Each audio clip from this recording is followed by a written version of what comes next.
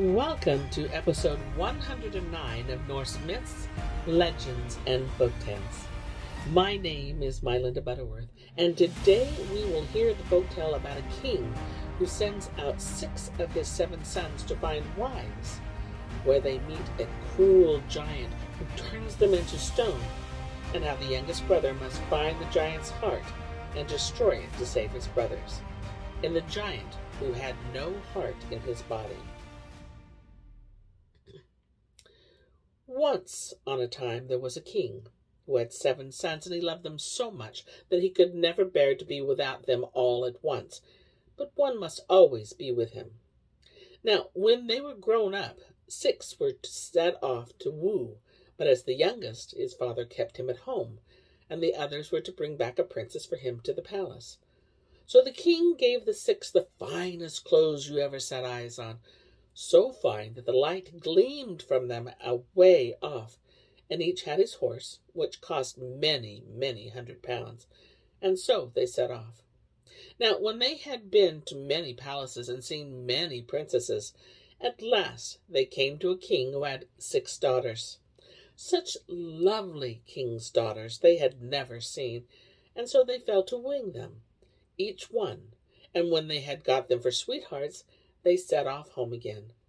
But they quite forgot that they were to bring back with them a sweetheart for Boots, their brother, who stayed at home, for they were overheard and ears in love with their own sweethearts.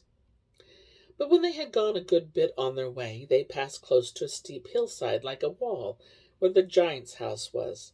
And there the giant came out, and set his eyes upon them, and turned them all into stone, princes and princesses and all. Now the king waited, and he waited for his 6 sons, but the more he waited, the longer they stayed away. So he fell into great trouble, and said he should never know what was to be glad again. "If I had not you left," he said to Boots, "I would live no longer, so full of sorrow am I for the loss of your brothers." "Well, but now I've been thinking to ask your leave to set out and find them again. That's what I'm thinking of," said Boots. "Nay, nay," said the father, "that leave you shall never get, for then you would stay away too." But Boots had set his heart upon it. Go he would, and he begged and prayed so long that the king was forced to let him go. Now you must know, the king had no other horse to give Boots but an old broken-down jade, for his 6 other sons and their train had carried off all his good horses. But Boots did not care a pin for that. He sprang up on the sorry old steed. "Farewell, father," said he. "I'll come back, never fear, and like enough I shall bring my 6 brothers back with me." And with that he rode off. So when he had ridden a while, he came to a raven which lay in the road and flapped its wings, and was not able to get out of the way, it was so starved. "Oh, dear friends," said the raven, "give me a little food, and I'll help you again at your utmost need." "I haven't much food," said the prince, "and I don't see how you'll ever be able to help me much, but still, I can spare you a little. I see you want it." So he gave the raven some of the food he had brought with him. Now, when he had gone a bit further, he came to a brook, and in the brook lay a great salmon, which had got upon a dry place and dashed itself about, and could not get into the water again. "Oh, dear friend," said the salmon to the prince, "shove me out into the water again, and I'll help you again at your utmost need." "Well," said the prince, "the help you'll give me will not be great, I dare say, but it's a pity you should lie there and choke." And with that he shot the fish out into the stream again. After that he went a long, long way, and there met him a wolf, which was so famished that it lay and crawled along the road on its belly. "Dear friend, do let me have your horse," said the wolf. "I'm so hungry. The wind whistles through my ribs. I've had nothing to eat these 2 years." "No, said Boots. "This will never do. First I came to a raven, and I was forced to give him my food.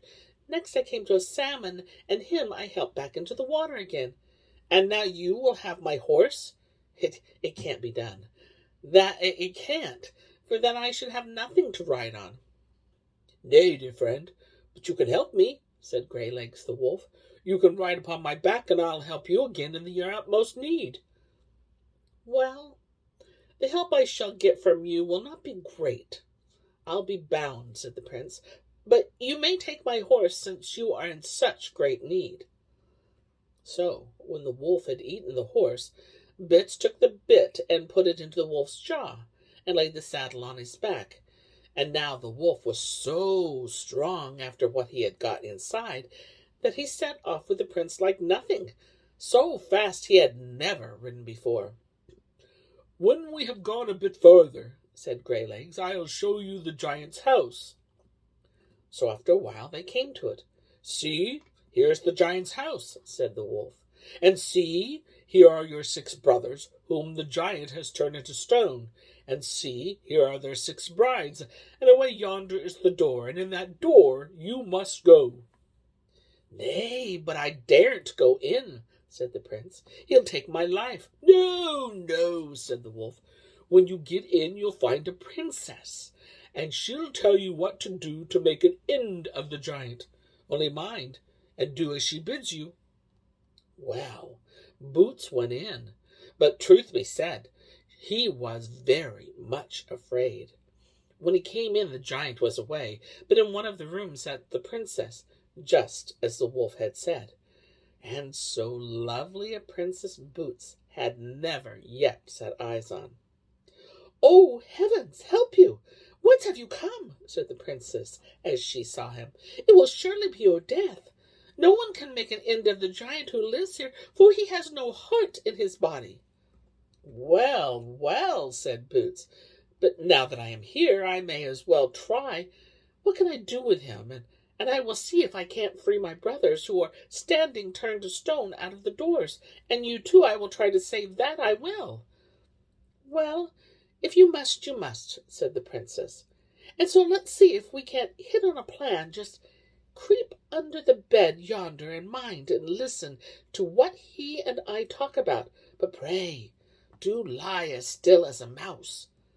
So he crept under the bed, and he had scarce got well underneath it before the giant came. "Oh," roared the giant, "what a smell of Christian blood there is in the house!" "Yes, I know there is," said the princess, "for there came a magpie flying with a man's bone, and let it fall down the chimney. I made all the haste I could to get it out, but all one can do, the smell doesn't go off so soon." So the giant said no more about it, and when night came they went to bed. After they had lain a while, the princess said, "There is one thing I would be so glad to ask you about, if I only dared." "What thing is that?" asked the giant. "Only where it is you keep your heart, since you don't carry it about with you," said the princess. "Ah, that's a thing you've no business to ask about. But if you must know, it lies under the door-sill," said the giant. "Ho, ho!" said Boots to himself under the bed. "Then we'll soon see if we can find it." Next morning, the giant got up cruelly early and strode off to the wood.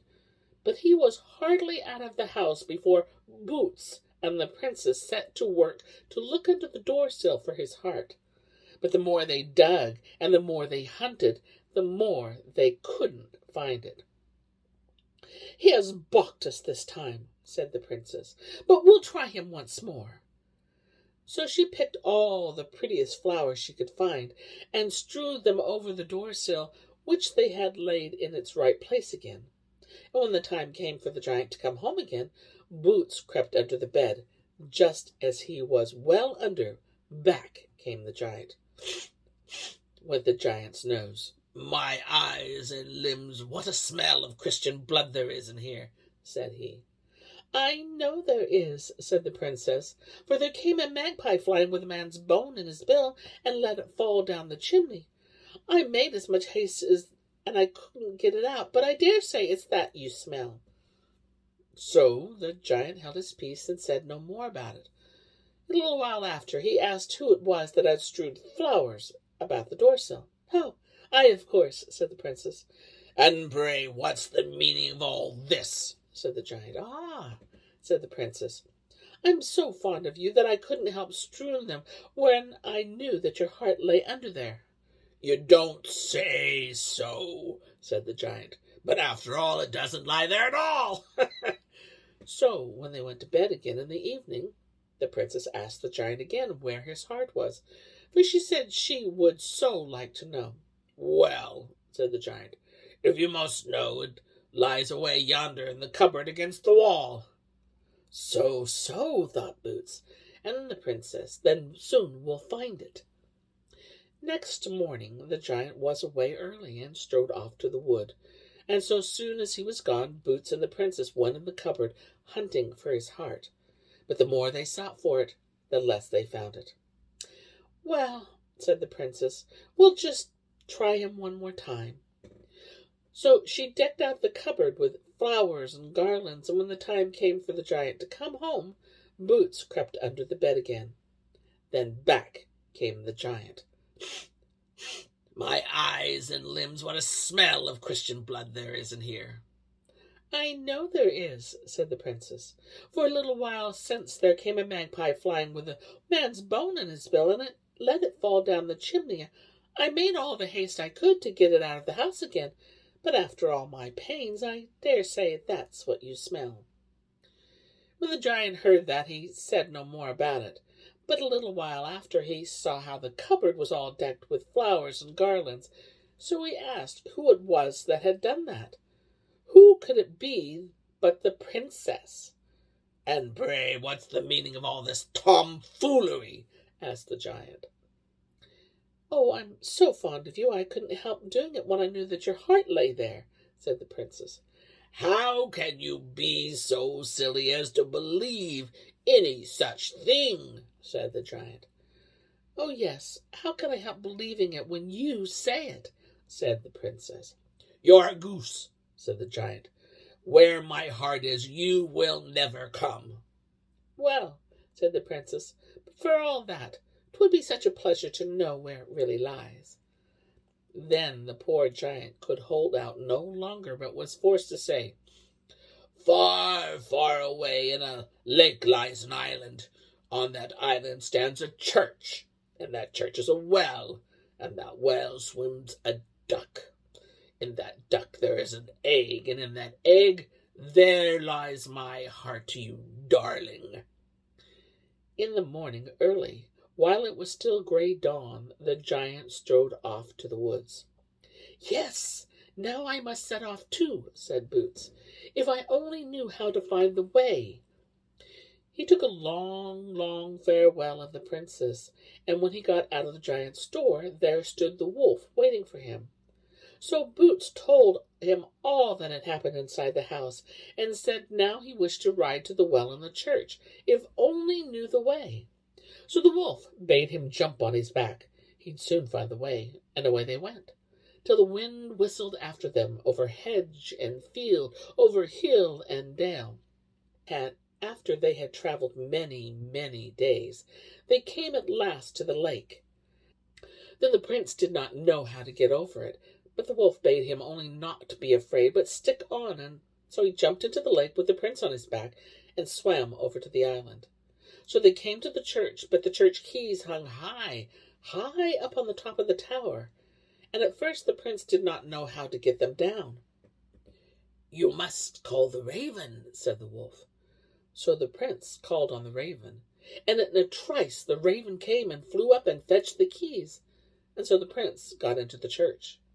But when he came to the well, there lay the duck, and swam about backwards and forwards, just as the giant had said. So the prince stood and coaxed it till it came to him. He grasped it in his hand, but just as he lifted it up from the water, the duck dropped the egg into the well, and then Boots was beside himself to know how to get it out again. "Well, now you must call on the salmon to be sure," said the wolf. And the king's son called on the salmon, and the salmon came and fetched up the egg from the bottom of the well. Then the wolf told him to squeeze the egg, and as soon as ever he squeezed it, the giant screamed out.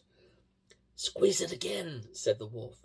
And when the prince did so, the giant screamed more piteously and begged and prayed so prettily to be spared, saying he would do all that the prince wished if he would not squeeze his heart in two. "Tell him, if he will restore to life again your 6 brothers and their brides, whom he has turned to stone, you will spare his life," said the wolf. Yes, the giant was ready to do that, and he turned the 6 brothers into king's sons again, and their brides into king's daughters. "Now, squeeze the egg in two," said the wolf. So Boots squeezed the egg to pieces, and the giant burst at once. Now, when he had made an end of the giant, Boots rode back again on the wolf to the giant's house, and there stood all his 6 brothers alive and merry with their brides. Then Boots went into the hillside after his bride, and so they all set off home again to their father's house. And you may fancy how glad the old king was when he saw all of his 7 sons come back, each with his bride. "But the loveliest bride of all is the bride of Boots, after all," said the king, "and he shall sit uppermost at the table with her by his side." So he sent out and called a great wedding feast, and the mirth was both loud and long, and if they had not done feasting, why, they are still at it today. And here is where I end my tale for today. But I'll be back with more tales, many more tales. Until then, my friends, enjoy the journey.